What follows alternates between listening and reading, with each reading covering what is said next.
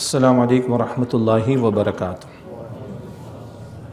الحمدللہ رب العالمین والصلاة والسلام علی سید الانبیاء والمرسلین، اما بعد۔ اعوذ باللہ من الشیطان الرجیم، بسم اللہ الرحمن الرحیم۔ قل ان کان آباؤکم وابناؤکم واخوانکم وازواجکم وعشیرتکم واموال اقترفتموها وتجارة تخشون کسادها ومساكن ترضونها أحب إليكم من الله ورسوله وجهاد في سبيله فتربصوا حتى يأتي الله بأمره والله لا يهدي القوم الفاسقين۔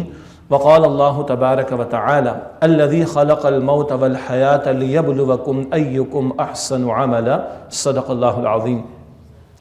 اللهم صل على محمد وعلى آل محمد وبارك وسلم۔ رب اشرح لي صدری ویسر لي امری واحلل عقدۃ من لسانی یفقهوا قولی واجعل لي وزیرا من اہلی، آمین یا رب العالمین۔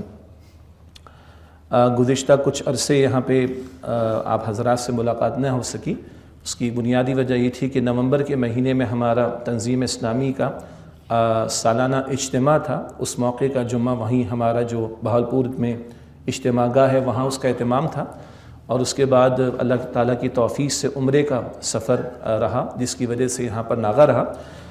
اس دوران میں جو بھی اس وقت عالمی حالات کے تناظر میں اہم ترین ایک معاملہ فلسطین کا مسئلہ، وہ اسی جگہ برقرار ہے، وہی ظلم جبر ستم اسرائیل کا، اور وہی امریکہ اور بہت بڑا حصہ یورپ کا، عالم کفر کا، اس ظلم کے لیے، جبر کے لیے، ستم کے لیے پوری پشت پناہی ان کی، اور اس کے مقابلے میں مسلمانوں میں سے بالخصوص ان کے حکمراں اور مقتدر طبقات کی بے حسی اور مسلمانوں کی بے بسی بھی اسی طرح وہاں کھڑی ہے، یعنی 2-2.5 مہینہ تقریباً اس معاملے کو ہوا چاہتا ہے۔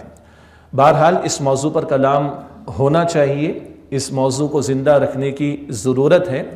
یہ ایک انسانی سطح کا مسئلہ بھی ہے اور اخلاقی اعتبار سے بھی ہماری ذمہ داری ہے، اور اس سے بڑھ کر دین کے تقاضوں کے اعتبار سے بھی ہماری ذمہ داری ہے کہ اس معاملے پر کلام بھی ہو، اور جو ہمارے بس میں کرنا ممکن ہے اس پر توجہ کرنے اور کرانے کی کوشش کی جائے۔ اسی تعلق سے الحمدللہ ہمارے ملک کے علماء اور دینی جماعتوں نے 6 دسمبر کو ایک بڑی کانفرنس منعقد کی اسلام آباد میں، اور حرمت مسجد اقصی اور ہماری ذمہ داریاں اس کا عنوان تھا۔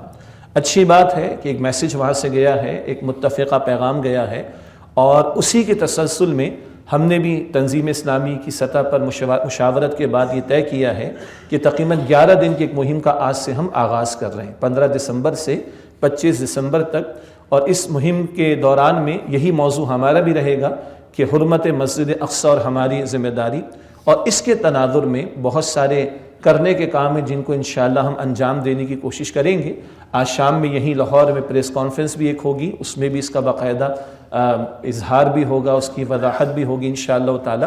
آپ حضرات تک بھی، اور جو خواتین بھی گفتگو سن رہی ہیں اور بعد میں جو ریکارڈڈ میسیج سنیں گے انشاءاللہ تعالی، ان تک بھی یہ سارا مواد جو ہم نے تیار کیا ہے بروشرز کی شکل میں، ہینڈلز کی شکل میں، سوشل میڈیا کے کانٹینٹ کی شکل میں، ویڈیوز کی شکل میں، شارٹ کلپس کی شکل میں، تحریر کی شکل میں، وہ مواد آپ تک بھی پہنچے گا انشاءاللہ تعالی۔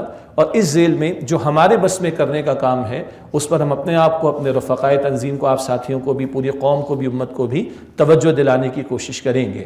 یقیناً کرنے کے بڑے کام بھی ہیں، ان کی طرف اشارہ تھوڑی دیر میں ہوگا انشاءاللہ تعالی، لیکن جس کے بس میں جو کچھ ہے وہ اتنا تو کرے، جیسے کہ اللہ تعالیٰ قرآن کریم میں فرماتے ہیں کہ لا یکلف اللہ نفسا الا وسعها، اللہ تعالیٰ ہر انسان کو، ہر نفس کو اس کی کیپیسٹی کے مطابق، اس کی وسعت اور استعداد کے مطابق ذمہ داری، رسپانسبل ٹھہراتا ہے۔ میں نے ایک مشہور آیت آپ کے سامنے تلاوت کی تھی ابھی، سورہ ملک کی آیت نمبر 2 ہے، الذی خلق الموت والحیات لیبلوکم ایکم احسن عملا۔ اللہ تعالیٰ نے موت اور حیات کا سلسلہ اس لیے قائم فرمایا کہ اللہ تمہارا امتحان لے کہ تم میں سے عمل کے اعتبار سے بہترین کون ہے۔ آپ کا میرے ایمان یہ زندگی امتحان ہے، اللہ تعالیٰ نے مجھے اور آپ کو امتحان کے لیے بھیجا ہے۔ کبھی قرآن کریم یوں فرماتا ہے سورہ انبیاء کی آیت نمبر 35 میں، وَنَبْلُوكُ بِالشَّرِّ وَالْخَيْرِ فِتْنَةً، شر اور خیر یہ بدلتے حالات، کبھی اچھے کبھی برے، کبھی عروج، کبھی زوال، کبھی صحت، کبھی بیماری، کبھی خوشحالی، کبھی تنگدستی، کبھی امن، کبھی جنگ. یہ سارے بدلتے حالات کیا ہے؟ وَنَبْلُوكُمْ بِالشَّرِّ وَالْخَيْرِ فِتْنَةً، ہم تمہیں شر اور خیر ان حالات کے ذریعے سے امتحان میں مبتلا کیے ہوئے ہیں، امتحان لینے تمہارا. وَإِلَيْنَا تُرْجَعُونَ، ہماری طرف تمہیں لوٹایا جائے گا. تمہیں لوٹ کر تو اللہ فرماتا ہے ہماری طرف آنا ہے. تو اگر آج ایک طرف اسرائیل کا ظلم ہے اور اس ظلم کے پیچھے حمایت کرنے کے لیے امریکہ، برطانیہ میدان میں کھڑے ہیں، بھارت میدان میں کھڑا ہے، عالم کفر کا ایک بہت بڑا طبقہ میدان میں کھڑا ہے، تو بھارت ان ظالموں کی فائل بھی اللہ کے تیار ہو رہی. اور اگر مسلمانوں میں سے کچھ لوگ اس ظلم پر خاموش بیٹھ کر گویا کے ظالم کو تقویت دے رہے ہوں تو گویا ان کی فائل بھی تیار ہو رہی. اور اگر امت کے افراد بے حس ہو کر بیٹھے ہوئے اس ظلم کے خلاف آواز بلند نہیں کرتے، اس ظلم کو ظلم نہیں کہتے، مظلوم کے حق میں آواز بلند نہیں کرتے، مظلوم کے لیے جو کچھ ان کے بس میں کرنا ممکن ہے وہ نہیں کرتے، تو امت کے افراد کی بھی فائل تیار ہو رہی ہے. وقت تو گزر جائے گا. دنیا نے بڑی جنگیں دیکھی، بڑا عروج و زوال دیکھا، بڑی ظلم ستم کی داستانیں دنیا نے دیکھی ہیں. وہ وقت گزر گیا، یہ وقت بھی گزر جائے گا. مگر ہم کھڑے کدھر ہوں گے؟ یہ میں نے بھی سوچنا ہے، یہ آپ نے بھی سوچنا ہے، یہ امت نے سوچنا ہے، امت کے حکمرانوں نے سوچنا ہے، امت کے مقتدر طبقات نے سوچنا ہے میرا، آپ کا، ہم سب کا یہ گویا کے امتحان کا معاملہ. اس انداز سے اس پہلو کو دیکھنا چاہیے. جو کچھ بھیترا امتحان ہے اور ہم اپنا پارٹ لے کر رہے ہیں کہ نہیں، اپنا رول ادا کر رہے ہیں کہ نہیں، اپنا کردار ادا کر رہے ہیں کہ نہیں، یہ ہے جو اس پورے قضیے کے اندر میرے اور آپ کے امتحان کا پہلو بھی سامنے رہنا چاہیے. اور ایک اور انداز سے دیکھیے، اسی امتحان کے نقطہ نگاہ سے دیکھ لیں، اللہ تعالیٰ کھولتا ہے چیزوں کو. سورہ عنکبوت ہے 21 سپارے میں، اور اس میں اللہ سبحانہ وتعالیٰ نے 20 سپارے کا اختتام، 21 سپارے کے آغاز میں، اس میں اللہ سبحانہ وتعالیٰ نے سن 5 نبوی، رسول اللہ علیہ السلام کا دور ہے، سن 5 نبوی جب ہجرت حبشہ، مائگریشن پہ ابیسینیا کا معاملہ بھی پیش آیا تھا، شدید مشکلات کا دور تھا، اللہ تعالیٰ نے رہنمائی عطا فرمائی. وَلَقَدْ فَتَنَّا الَّذِينَ مِن قَبْلِهِمْ، اللہ تعالیٰ فرماتے اس سے پہلے بھی لوگوں کو ہم نے امتحان لیا، اس سے پہلے بھی لوگوں کو ہم نے آزمائش میں مبتلا کیا، اس سے پہلے بھی لوگوں کو ہم نے مبتلا کیا مختلف امتحانات کی کیفیات میں.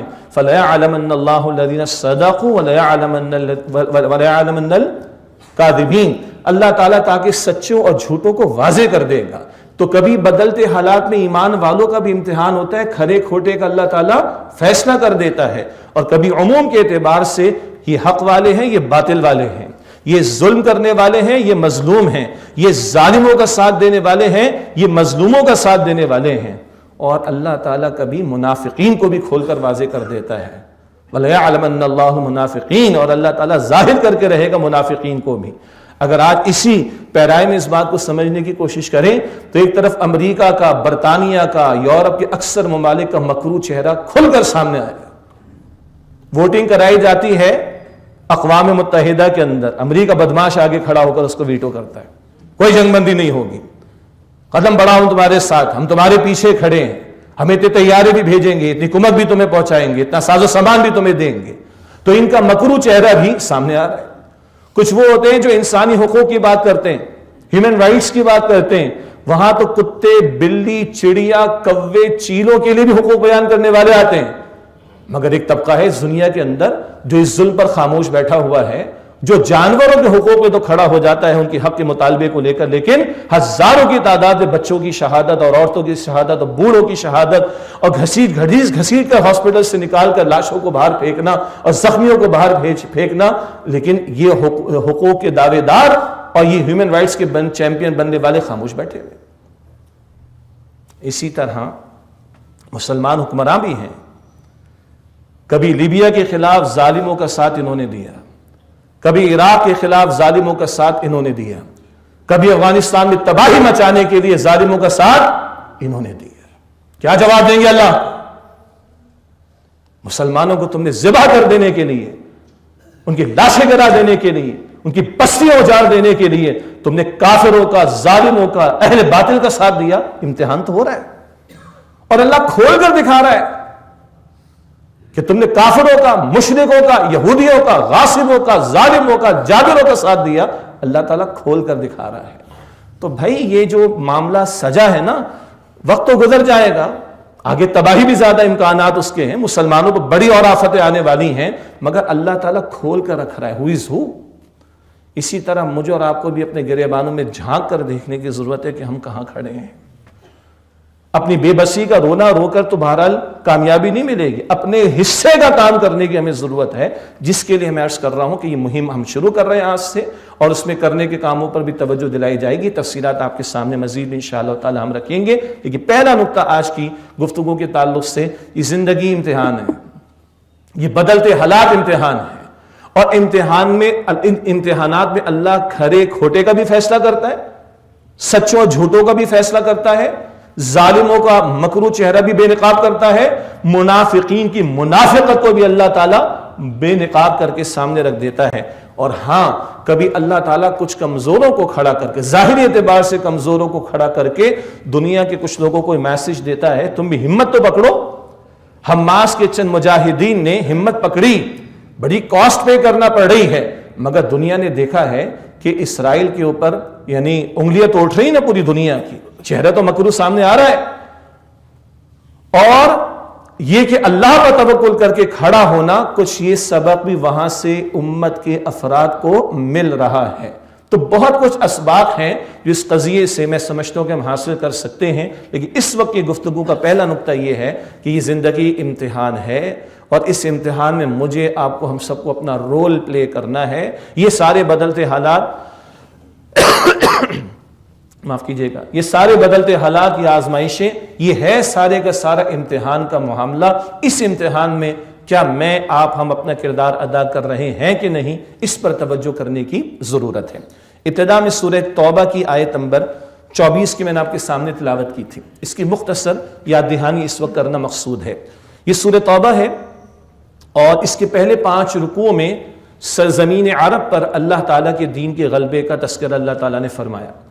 یہی وہ مشہور آیت ہے جس کا بارہا ذکر آتا ہے ان خطبات جمعہ میں اور دیگر مقامات پر بھی ہمارے دروس میں، جہاں سورہ توبہ کی آیت نمبر 33 میں اللہ سبحانہ وتعالی نے نبی مکرم صلی اللہ علیہ وسلم کے انقلابی مشن کو بیان فرمایا، هو الذی ارسل رسولہ بالہدی ودین الحق لیظہرہ علی الدین کلہ، وہ اللہ جس نے اپنے رسول مکرم صلی اللہ علیہ وسلم کو بھیجا الہدی، مکمل ہدایت نامہ قرآن حکیم دے کر، ودین الحق، دین حق، دین اسلام دے کر، لیظہرہ علی الدین کلہ، تاکہ آپ اس دین حق کو کل نظام زندگی پر غالب فرما دیں۔ اس غلبہ دین کی جد و جہد کے دوران میں رسول اللہ علیہ السلام کے دور میں قتال کا میدان بھی سجا، چنانچہ سورہ توبہ سے قبل جو سورۃ سورہ انفال، وہاں بدر کا بیان آتا ہے۔ نبی اکرم علیہ السلام کی انقلابی جد و جہد کے دوران میں حق و باطل کا پہلا باقاعدہ معرکہ وہ بدر کا معرکہ، اور بدر کا ایک بڑا درس کیا ہے، 313 تقریباً نہتے ہیں اور 1000 کا لشکر پوری تیاری کے ساتھ ہے۔ ڈیسائیڈنگ فیکٹر کیا تھا؟ اللہ کس کے ساتھ تھا؟ 313 کے ساتھ۔ تو وہ دن بدر کا دن یوم الفرقان اللہ تعالیٰ اس کو قرار دیتا ہے، اور وہاں قتال کا مقصد بھی بیان کیا۔ ایک مقصد کیا ہے؟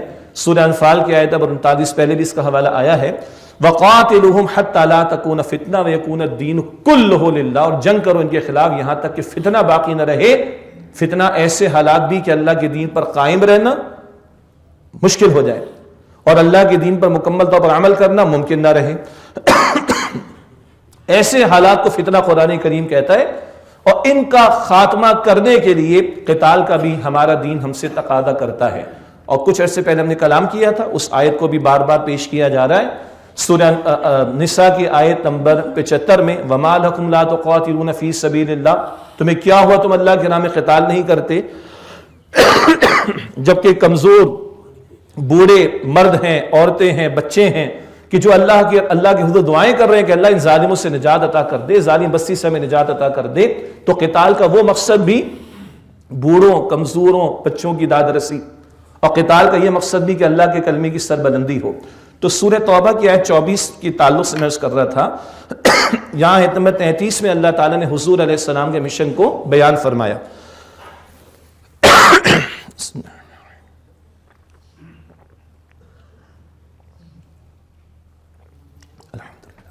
کہ لیظہرہ علی الدین کلہ، اس دین حق کو کل نظام زندگی پر غالب فرما دے۔ اور انفال کا حوالہ یہ تھا آیت 39 کا کہ قتال کا ایک بڑا مقصد اللہ کے کلمے کی سربلندی بھی ہے۔ سورہ توبہ بڑا دلچسپ مقام ہے جہاں لفظ جہاد قتال کے لیے بھی استعمال ہوا ہے۔ عام طور پر جہاد کا لفظ عام ہے، قتال کا لفظ خاص ہے۔ جہاد جہد، کوشش، اسٹرگل، جد و جہد، محنت، اور جہاد ہمیشہ ہے۔ جہاد اللہ کا بندہ بننے کے لیے مستقل محنت، گناہوں سے بچنے کے لیے مستقل محنت، اطاعت پر کاربند رہنے کے لیے مستقل محنت، اللہ کے دین کی دعوت دینے کے لیے مستقل محنت، منکرات کے روکنے کے لیے مستقل محنت، اور پھر نظام باطل کا خاتمہ ہو اور نظام حق کا سربلندی کا معاملہ اور قائم ہونے کا معاملہ ہو، اس کے لیے بھی مستقل کوشش اور جہاد۔ اور یہی کوشش انتہا پر پہنچے گی تو وہ قتال کی شکل اختیار کر لے گی۔ تو قرآن کریم میں لفظ جہاد عموم کے لیے بھی آتا ہے اور قتال فقط جنگ کے لیے آتا ہے۔ لیکن سورہ توبہ کے رکوع نمبر 6 سے لے کر رکوع نمبر 16 تک یہ 11 رکوع بنتے ہیں۔ ایک طویل بیان ہے غزوہ تبوک کا، سن 9 ہجری۔ اور غزوہ تبوک ہم جانتے ہیں کہ جیش العسرہ اس کو کہا گیا، بڑا مشکل حالات والا یہ لشکر تھا جو رسول اللہ صلی اللہ علیہ وسلم کے دور میں تیار ہوا۔ بہرحال وہاں میدان سجنا تھا، لیکن رومی سلطنت کی ہمت نہ ہوئی۔ اس سارے پروسیس کے لیے بھی لفظ جہاد آیا ہے سورہ توبہ میں۔ تو ہاں، جہاد کا لفظ کبھی جنگ کے معنی میں بھی آتا ہے، البتہ قتال کا لفظ ہمیشہ جنگ کے معنی میں آتا ہے، لیکن جہاد کا لفظ ہمیشہ جنگ کے معنی میں نہیں آتا، وہ کوشش، محنت، اسٹرگل کے معنی میں بھی آتا ہے۔ یہ تو ذرا تھوڑی سی وضاحت تھی یاد دہانی کے لیے۔ اس آیت جو سورہ توبہ کی آیت نمبر 24 کا ذکر ہوا، میں چاہتا ہوں مختصر اس کی یاد دہانی ہم کر لیں۔ یہاں اللہ تعالیٰ نے 8 محبتیں بیان فرمائیں ایک طرف، اور 3 محبتیں ایک طرف، اور ان محبتوں کے درمیان ایک کلیش آتا ہے، اور اسی میں میرا اور آپ کا امتحان ہے۔ ارشاد ہوا 5 محبتیں رشتوں کی، قل ان کان آباؤکم و ابناؤکم و اخوانکم و ازواجکم و عشیرتکم، اے نبی صلی اللہ علیہ وسلم فرما دیجئے لوگوں، اگر تمہیں تمہارے باپ، تمہارے بیٹے، تمہارے بھائی، تمہاری بیویاں اور تمہارے رشتہ دار، قریب ترین 5 رشتے، باپ، بیٹے، بھائی، بیوی، رشتہ دار، 3 محبتیں مال کی اور تجارت کی، گھر بار کی، وَأَمْوَالٌ اقْتَرَفْتُمُوهَا وَتِجَارَةٌ تَخْشَوْنَ كَسَادَهَا وَمَسَاكِنُ تَرْضَوْنَهَا، اور وہ مال جو تم نے بڑی محنت سے کمائے، خون پسینے کی کمائی، مفت میں نہیں ملا تھا۔ مفت میں ملتا ہے وہ مال مفت دل بے رحم ہوتا ہے والا معاملہ۔ جو کمائی اپنی ہوتی ہے تو پھر اولاد ضائع کرتی تو غصہ بھی آتا ہے۔ بہرحال وہ مال جو تم نے بڑی محنت سے کمائے، وہ تجارت تخشون کسادها، اور وہ تجارت جس کے نقصان کا تمہیں اندیشہ رہتا ہے، چلتی ہوئی تجارت، کاروبار سیٹ ہے۔ اور تبوک کے موقع پر کیا ہوا تھا؟ فصل تیار تھی اور فصل چھوڑ کر جانا پڑا تھا۔ وہ تجارت چلتی ہوئی، سیٹلڈ ہو تم، کاروبار بھی چمک رہا ہے، اور اگر ضمناً سمجھ لیں تو بڑی بہترین سیٹ پر بیٹھے ہوئے ہو، پروفیشنلی بھی اگر ہو تو بڑے ساؤنڈ، بڑا زبردست تمہارا سسٹم چل رہا ہے سارے معاملات کا۔ وَمَسَاكِنُ تَرْضَوْنَهَا، اور وہ مکانات و محلات جو تمہیں بڑے محبوب ہیں۔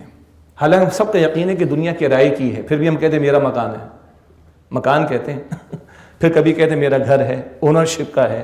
نہ، دنیا کرائے کی ادھر اونرشپ ہے کدھر، تو کاغذات کی حد تک ہے۔ At the end of the day تو یہ دنیا خود عارضی ہے، کرائے کی، لیکن بڑا محبت کرتا ہے انسان، سجاتا ہے، بناتا ہے اپنے مکان کو، گھر کو، مکان کو گھر بنا دیتا ہے، کبھی اس گھر کو سنوارتا ہے، اس سے محبت کرتا ہے، اس میں دنیا جہاں کی عیاشوں کے سامان بھرتا ہے۔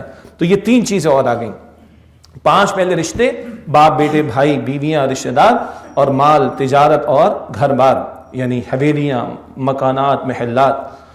8 محبتیں ایک طرف، فرمایا کہ احب الیکم من اللہ ورسولہ، اگر یہ تمہیں زیادہ محبوب تر ہیں اللہ کی محبت سے اور اللہ کے رسول علیہ السلام کی محبت سے، وجہاد فی سبیلہ، اور اللہ تعالیٰ کی راہ میں جہاد کی محبت سے۔ یہ رشتے ناتے، یہ مال و دولت، یہ تجارت، یہ جائیدادیں، یہ پیر کی بیڑیاں بنتی ہیں۔ یہ اپنی جگہ ضروری ہیں، رشتے قرآن نے بیان کیے ہیں، اس کی تعلیمات دین نے عطا کی ہیں، حلال کمانے کی ترغیب دین نے دی ہے۔ زکوٰۃ تبھی دوں گا جب کچھ کماؤں گا تو بچے گا، تو زکوٰۃ اپلیکیبل ہوگی نا، بجا۔ یہ احکامات بھی شریعت کے ہیں، مگر ان سب باتوں کو ضرورت کے طور پر رکھنا، مقصود نہ بنانا کہ ان کے پیچھے پڑھ کر اللہ کے احکام کو پامال کرو، اللہ کے نبی کی تعلیم کو پامال کرو، اللہ کے دین سے بے وفائی کرو اور اللہ کے دین کا سودا کرنے بیٹھ جاؤ۔ ضرورت بنانا، مقصود نہ بنانا۔ ہمارے ساتھ ڈاکٹر اسرار صاحب رحمۃ اللہ علیہ فرماتے تھے اپنے باطن میں ایک ترازو بناؤ، اس ترازو کے اندر 2 پلڑے ہیں، ایک پلڑے میں 8 محبتوں کو رکھو، ایک پلڑے میں 3 محبتوں کو رکھو، اور میں آپ کا نہیں، میں اپنا جائزہ لوں، اور آپ میرا یا کسی اور کا نہیں، آپ اپنا جائزہ لیں۔ 8 ایک طرف ہیں رشتوں کی محبتیں، مال، تجارت، مکان، محلات، اور اللہ کی محبت، اللہ کے رسول علیہ السلام کی محبت، اور اللہ تعالیٰ کی راہ میں جہاد کی محبت۔ اور چیک کریں کون سا پلڑا بھاری ہے۔ کیا مطلب؟ اللہ قرآن میں فرماتا ہے والذین آمنوا اشد حبا للہ، سورہ البقرہ آیت نمبر 165 میں، جو ایمان لاؤ ان کی شدید ترین محبت اللہ کے لیے ہوتی ہے۔ اور اللہ کے رسول فرماتے ہیں حدیث السلام بخاری کی حدیث میں کہ تمہارا ایمان کامل نہیں ہو سکتا جب تک کہ میں تمہارے نزدیک تمہارے والد، تمہاری اولاد اور سارے انسانوں سے بڑھ کر محبوب نہ ہو جاؤں۔ یہ ایک اصولی معاملہ، اور اس کی عملی شکل اور عملی اظہار کیا ہے؟ ایک طرف اللہ اور اللہ کے رسول کا حکم ہے صلی اللہ علیہ وسلم، ایک طرف گھر والوں کی چاہت ہے، گھر والوں کے تقاضے ہیں، مال، دولت، کاروبار، پروفیشن، کیریئر، پوزیشن، اختیار، منصب، ان کے کچھ تقاضے ہیں، تو کس کو ویٹیج دیں گے؟ یہ ہے کانٹے کا مسئلہ اصل میں۔ تو کیا اگر آج تمہیں زیادہ محبوب تر ہے اللہ اور اللہ کے رسول سے صلی اللہ علیہ وسلم، اور آگے آ رہا ہے اللہ کے راہ میں جہاد سے، فتربصوا، تو جاؤ انتظار کرو۔ ایک دھمکی کا انداز ہے، حتی یأتی اللہ بامری، یہاں تک کہ اللہ تعالیٰ اپنا فیصلہ لے آئے۔ واللہ لا یہدی القوم الفاسقین، اور اللہ فاسقین کی قوم کو ہدایت نہیں دیا کرتا۔ تو یہ ترازو میں بھی لگاؤں، آپ بھی لگائیں، ہمارے حکمراں بھی لگائیں، ہمارے مقتدر طبقات بھی لگا لیں، ان سچویشنز کے اندر بھی ترازو باطن میں لگائیں اور دیکھ لیں کہ کس کو اوپر رکھا ہوا ہم نے، کون محبوب تر ہے۔ اگلی بات، اللہ تعالیٰ کی محبت، اللہ کے رسول علیہ السلام کی محبت ایک اصولی معاملہ ہے، یہ قلبی معاملہ بھی ہے، ایک نظریاتی معاملہ بھی ہے۔ یہ کسی کے ماتھے پہ لکھا ہوا نہیں ہوگا کہ یہ اللہ سے محبت کرنے والا ہے، کسی کے گلے میں میڈل نہیں ہوگا کہ یہ رسول اللہ سے محبت کرنے والا ہے صلی اللہ علیہ وسلم۔ یہ محبتیں، ان کا اظہار ہوگا جہاد کے عمل سے، جہاد مستقل معاملہ بھی اور اس کی انتہائی شکل قتال بھی۔ تو اگر یہ جہاد کا عمل چل رہا ہے، جس کی تفسیر تھوڑی دیر پہلے مختصراً آئی ہے، اللہ کی بندگی کے لیے جہاد، اللہ کی بندگی کی دعوت دینے کے لیے جہاد، منکرات سے بچنے کے لیے جہاد، گناہوں سے بچنے کے لیے جہاد، گناہوں کو، منکرات کو مٹانے کے لیے جہاد، نظام باطل کے ختم کرنے کے لیے جہاد، مستقل عمل۔ اگر یہ محنت ہو رہی ہے جہاد فی سبیل اللہ کی، تو اللہ کی محبت موجود ہے، اللہ کے رسول کی محبت موجود ہے، اور یہ اگر اسٹرگل، یہ اگر محنت اگر نظر نہیں آ رہی تو دعویٰ تو موجود ہے، دعوے کا ثبوت نہیں ہے۔ اب آئیے اس وقت سچویشن کا ذکر آ گیا تھوڑی دیر پہلے، آج کیا باتیں رکاوٹیں بن رہی ہیں؟ بات آ گئی کہ لیبیا کے حوالے سے اہل باطل جمع ہوئے، مسلمان حکمرانوں نے ساتھ دے دیا، عراق کے حوالے سے جمع ہوئے، مسلمان حکمرانوں نے ساتھ دے دیا، افغانستان کے حوالے سے جمع ہوئے، مسلمان حکمرانوں نے، ان کی اکثریت نے ساتھ دے دیا۔ اور آج کیا ہے؟ سارا باطل پہنچ کر کہتا ہے اسرائیل کے وزیر اعظم کو اور سارے ذمہ داران کو، ہم تمہارے ساتھ کھڑے ہیں۔ کتنے مسلمان حکمران جا کر کھڑے ہوئے فلسطینیوں کے ساتھ یا ان کے قرب و جوار میں کہیں کہ ہم تمہارے ساتھ کھڑے ہیں؟ اب پھر وہی بات ہم دہرائیں گے کہ مذمتی بیانات اگر حکمراں دے رہے تو مجھ میں اور ان میں فرق کیا ہے؟ آپ میں اور ان میں فرق کیا ہے؟ ہم بھی مذمتی بات کر رہے ہیں، ہم بھی بیان دے رہے ہیں، جمعے کا خطاب کر رہے ہیں، میں اور آپ باہر نکل کے بھی بات کر لیں گے، اور حکمراں بھی وہ بات کریں، مختلف طبقات بھی وہ بات کریں، تو فرق کیا ہوگا؟ ادھر آئے گی نا استطاعت والی بات۔ ہم تو بے بس ہو گئے آج، اللہ کے سامنے بھی روئیں گے، لیکن جن کے ہاتھوں میں اختیار ہے ان کو تقاضا تو کریں، ان سے مطالبہ تو کریں۔ عالم کفر میں بھی کچھ لوگ کھڑے ہیں، سارے کافر بھی تو برابر نہیں ہوتے۔ 8 لاکھ کی تعداد میں لندن میں کھڑے ہو گئے، مسلمان بھی ہوں گے، کفار میں سے یہود بھی تھے، کچھ نصارہ بھی تھے، دیگر مذاہب کے ماننے والے بھی تھے۔ وہ امت کو جگانے کی کوشش کریں، تھپڑ مارے ہمارے چہرے کے اوپر، تم تو بے حس نہ بنو۔ بہرحال یہ آیت کریمہ عموم کے اعتبار سے بھی، 24 گھنٹے کی زندگی کے اعتبار سے بھی بڑی اہم، اور اس تناظر میں ہم کہاں کھڑے ہیں؟ ظالموں کے ساتھ کھڑے ہیں، مظلوموں کے ساتھ کھڑے ہیں؟ اس تناظر میں بھی آیت کریمہ بڑی اہم ہے۔ کیوں؟ کبھی ظلم کے خلاف بات کرتے ہوئے باطل کے مقابلے میں کھڑا ہونے میں یہی دنیا کے مفادات آڑے آتے ہیں، کسی کی کرسی، کسی کا اقتدار، کسی کا اختیار، کسی کا مال و دولت، کسی کی جائیدادیں، یہی آڑے آتے ہیں۔ اور اللہ فرما رہے ہیں کہ اگر یہ 3 کے مقابلے میں 8 محبتیں یا ان میں سے کوئی محبت تمہیں زیادہ محبوب تر ہے تو جاؤ پھر ہمارے فیصلے کا انتظار کرو، موت کا یا عذاب کا، واللہ لا یہدی القوم الفاسقین، اور اللہ تعالیٰ ایسے فاسقوں کو ہدایت نہیں دیا کرتا۔ 2 آخری مختصر باتیں رکھ کے بات مکمل کروں گا انشاءاللہ۔ 2 ریاستی حل کے حامی ہیں ہمارے نگراں وزیر اعظم صاحب، اور بڑی باتیں آ رہی ہماری اس وقت نگراں حکومت کی طرف سے۔ ہم یاد دلانا چاہیں گے کہ پاکستان کی پالیسی کیا رہی ہے۔ قائد اعظم کا کوٹیشن بار بار پیش کیا گیا ہے۔ قائد اعظم نے واضح طور پر فرمایا تھا کہ اسرائیل کیا ہے؟ مغرب کا ناجائز بچہ ہے، اور ایون کفار یہ کہہ رہے ہیں کہ یہ مسئلہ تو ہے ظالم اور مظلوم کا۔ وہ ظالم اسرائیل کے لوگ، یعنی وہ 1897 protocols of the elders of zionism, ان کے گریٹر اسرائیل کے منصوبے، پھر وہ 1917 کا بالفور ڈیکلریشن، پھر اسرائیل کے قیام کے لیے راہ ہموار کیا جانا، 48 میں اس کا قائم ہونا، جبر کر کے UN سے اس کو منظور کرانا، پھر وہاں پر ان کے قبضے کا معاملہ، یہ تو سارا ظلم اور ظلم ہی ہے۔ تو خالص انسانی بنیادوں پر بھی اس کو دیکھا جائے تو یہ ایک ظالم کو ایکسپٹ کرنے والی بات ہے، یہ تو سارا قضیہ ہمارا۔ تو قائد اعظم تو بڑے کلیئر تھے، امت کی عوام بھی بہت کلیئر ہے، امت کا بہت بڑا طبقہ بھی اس بارے میں کلیئر ہے، مگر اب کچھ مفاد پرست ہمارے ہاں کچھ باہر نے جی 2 ریاستی حل، اور رہی صحیح ایک فلسطینی اتھارٹی موجود تو ہے، محمود عباس اس کا صدر ہے، اور اس سب کے باوجود اس وقت کیا ہو رہا ہے؟ اور وہ نتن یاہو جو ہے وہ اقوام متحدہ میں کبھی گریٹر اسرائیل کا نقشہ دکھائے، اور اس کے اور ذمہ داران بار بار کہیں ہم تو گریٹر اسرائیل کی طرف پیش قدمی کریں گے، ہماری تو سرحدیں متعین نہیں ہیں، ہم نیل سے فرات تک جانا چاہتے ہیں۔ کون سے 2 ریاستی حل کی بات کر رہے ہو؟ کون سے 2 ریاستی حل کی بات کر رہے ہو؟ اور یہ بھی یاد رہے کہ سیدنا عمر رضی اللہ تعالیٰ عنہ کے دور میں جب وہ یروشلم تشریف لے گئے، اور مشہور واقعہ بھی کہ خادم کو بٹھایا اونٹ پر تو سامنے والے بھی جو ہے وہ قائل ہو کر رہ گئے، ان کی کتابوں میں بشارات موجود تھیں۔ بہت پیسفل انداز میں مسیحیت کے ماننے والوں نے یہ یروشلم کا پورا چارج حوالے کیا سیدنا عمر کے رضی اللہ عنہ۔ قضیہ مکمل ہو چکا، فیصلہ ہو چکا، رسول اللہ علیہ السلام نے امامت فرما دی تمام انبیاء اور رسول کی، تو یہ اب تولیت یعنی نگرانی اور انتظام بھی مسجد اقصی کا یہ امت مسلمہ کے ذمے، اور اللہ سبحانہ وتعالیٰ نے اس بنی اسرائیل کے افراد کو تو معزول کر کے نبی کریم صلی اللہ علیہ وسلم کی امت کو کھڑا کیا ہے۔ یہ بات تفسیرات آتی رہی ہے الحمدللہ۔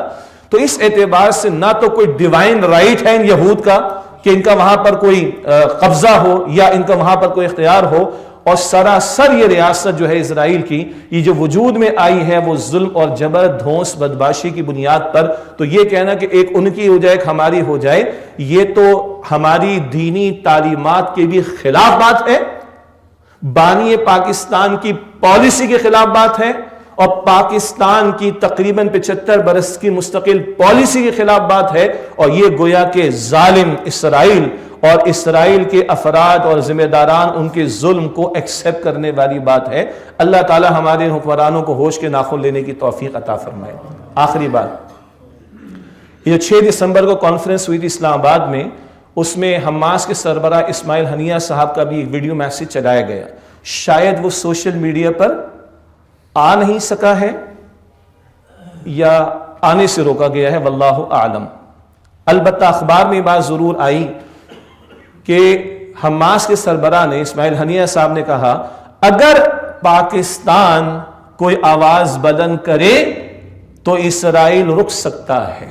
کیوں کہا یہ؟ اس سے کہ اسرائیل تو یہ تسلیم کرتا ہے کہ اس کا اصل دشمن کون ہے؟ پاکستان ہے۔ 67 کی جنگ ہو گئی، کئی علاقے اسرائیل کو مل گئے، اور بن گوریان جو ان کا اسرائیلی وزیر اعظم بن گوریان نے کہا کہ ہمیں کسی خوش فہمی میں مبتلا نہیں رہنا چاہیے، ہمارا اصل نظریاتی دشمن کون ہے؟ پاکستان۔ کون سا پاکستان؟ ایٹمی پاکستان۔ اور کون سا پاکستان؟ جس کا بہرحال آفیشل نام ہے اسلامی جمہوریہ پاکستان. تو ہم عرض کر رہے ہیں اسلامی ایٹمی پاکستان یہ سب سے بڑا دشمن ہے کس کا؟ اسرائیل کا. عرب میں کوئی سکت نہیں رہی، بچھ گئے، جھک گئے، بیٹھ گئے، لیٹ گئے. اگر کوئی سکت، کوئی صلاحیت، کوئی استطاعت، کوئی استعداد ہے، بھارت اس مملکت خداداد کو اللہ تعالیٰ نے دی. تو آج اسماعیل ہنیہ کو پھر یہ کہنا پڑا ہے، ماضی میں فلسطین کے بچے پہلے بھی ذبح ہوتے تھے تب بھی وہ پکارتے تھے پاکستان والوں کو. آج حماس کا سربراہ بھی کہہ رہا ہے کہ یہ پاکستان کی طرف سے اگر آواز بلند ہو تو اسرائیل رک سکتا ہے. ہم سمجھتے ہیں کہ مسلمان حکمرانوں کو اپنا کردار ادا کرنے کی ضرورت ہے. عوام میں جذبات ہیں، یہ جذبات برقرار رہنے چاہیے، یہ آواز بلند ہونی چاہیے. کفار کی طرف سے اگر ہو رہی ہے، غیر مسلموں کی طرف سے ہو رہی ہے، تو یہ فلسطین کے بچے اور بچیاں اور بوڑھے اور عورتیں یہ میری اور آپ امت مسلمہ کا حصہ ہے. آپ کا میرا زیادہ بڑا فرض بنتا ہے. اس تعلق سے ہم سمجھتے ہیں کہ یہ مہم تو ہم شروع کر رہے ہیں 15 دسمبر سے 25 دسمبر 11 دن کی، یہ یاد دہانی کے لیے ہے، اس موضوع کو زندہ رکھنے کے لیے ہے. اور اس تعلق سے ہم سمجھتے ہیں کہ پاکستان کی دینی جماعتیں، پاکستان کی عوام، یہ سب مل کر بھی حکمرانوں کے سامنے مطالبے کو رکھیں جو کہ ہمارا دینی تقاضا ہے، دینی فریضہ ہے، پاکستان کی 75 برس کی مستقل پالیسی کا حصہ ہے. اور پھر اس سے آگے بڑھ کر امت کے حکمرانوں سے مطالبہ ہم کرنا چاہیں، بلکہ کرنا چاہیے، ان کے سامنے بات رکھنی چاہیے کہ چند بڑے ممالک پاکستان ہے، ترکیہ ہے، سعودی عرب ہے، ان کے سربراہان کھڑے ہو کر آواز کو بلند کریں. اور نہ صرف یہ کہ وہاں مسلمانوں کی مالی امداد، مطلب میں ابھی سعودی عرب میں تھا، وہاں کے نوجوانوں نے کہا کہ ہاں بھائی تم مر جاؤ، ہم تمہارے جنازے کے لیے پیسے بھیج دیں گے. انا للہ و انا الیہ راجعون. تمہارے گھر ٹوٹ جائیں گے، برباد ہو جائیں گے، چلو ہم تھوڑا پیسہ بھیج دیں گے دوبارہ بنانے کے لیے. تو وہ بھی آگے سے کہہ رہے اس کی ضرورت نہیں ہے ہمیں. مر ہم نہیں رہے، مر تم چکے ہو شاید. فاتحہ ہمارا نہ پڑھو، فاتحہ تم اپنے مر جانے کا پڑھو گے، تمہاری سب ختم ہو چکی. تو صرف مالی امداد نہیں، سفارتی تعلقات کا ختم کیا جانا، تجارتی تعلقات کا ختم کیا جانا. مسلمان ممالک اپنے ایئر اسپیس کو بند تو کریں اسرائیل کے لیے. اور پھر مصنوعات، وہ مصنوعات جن کا ڈائریکٹلی یا انڈائریکٹلی بینیفٹ اسرائیل کو جاتا ہے، ان کی بائیکاٹ کی بات چلنی چاہیے اور حکومتی سطح پر چلنی چاہیے اور اس کے متبادل کی طرف آنا چاہیے. چند فلاں چیزوں کو ہم چھوڑ دیں گے تو مر نہیں جائیں گے، لیکن حکومتی سطح پر اگر امت کی سطح پر یہ کام ہو، اس سے بھی دھچکا لگے گا. لیکن ہم کہتے ہیں اس سے آگے بڑھ کر صرف سفارتی تعلقات کا ختم ہو جانا، تجارتی تعلقات کا ختم ہو جانا، ایئر اسپیس کو بند کر دیا جانا، مصنوعات کا بائیکاٹ کرنے والا کام ہے. اس سے بڑھ کر ان کی عسکری مدد کرنے کی ضرورت ہے، عسکری سطح پر ان کے ساتھ تعاون کرنے کی ضرورت ہے. اور جس قتال کا ذکر کچھ عرصے پہلے بھی ہم نے یہاں پر کیا، آج بھی اشارتاً بات آئی، اس کی فرضیت کو بھی ہمارے بعض علماء نے پاکستان میں بشمول مفتی تقی اسماعیلی صاحب نے اور دیگر عالم عرب کے علماء نے بیان فرمایا. وہ دینی فریضے کا بھی تقاضا ہے کہ مسلمانوں نے فلسطین کی مدد کے لیے اور اقصی کی حرمت کو پامالی سے بچانے کے لیے قتال فی سبیل اللہ والے فریضے کو بھی سامنے رکھ کر ان کی عسکری طور پر بھی مدد کرنے کی کوشش کی جائے. اللہ تعالیٰ مجھے اور آپ کو بھی ہدایت دے، ہمارے حکمرانوں کو بھی ہدایت دے، ہمارے مقتدر طبقات کو بھی ہدایت دے. ہمارے بس میں جو کچھ ہمیں کرنا چاہیے. اور عالمی رائے عامہ ہموار ہو رہی اس معاملے میں فرق پڑتا ہے. کچھ امریکہ کو بھی اسرائیل کو کچھ کہنے کی نوبت پیش آ گئی ہے. اس پریشر کا، پبلک پریشر کا بھی فرق پڑتا ہے. اس اعتبار سے میں سمجھتا ہوں کہ ہمیں اپنی آواز کو بلند کرنا چاہیے. اسی تعلق سے یہ تنظیم اسلامی کی مہم 15 دسمبر سے انشاءاللہ 25 دسمبر تک پورے پاکستان بھر میں جاری رہے گی. آپ حضرات تک جو بھی ہمارا کانٹینٹ پہنچے اس کو آگے بڑھانے کی کوشش کریں، اپنی سطح پر کوشش کریں، تاکہ آج اگر ہماری موت واقع ہو تو اللہ کے سامنے شرمندگی نہ ہو. اللہ پوچھے گا تو ضرور نا کہ تم ظلم کرنے والوں کے ساتھ تھے یا مظلوموں کے ساتھ تھے. نیوٹرل کوئی نہیں ہوتا اس معاملے کے اندر، کوئی اس معاملے میں نیوٹرل نہیں ہوتا اور ہونا بھی نہیں چاہیے. بہرحال اللہ تعالی ہمیں ہمارے فریضے کو ادا کرنے کی توفیق عطا فرمائے. وآخر دعوانا الحمدللہ رب العالمین.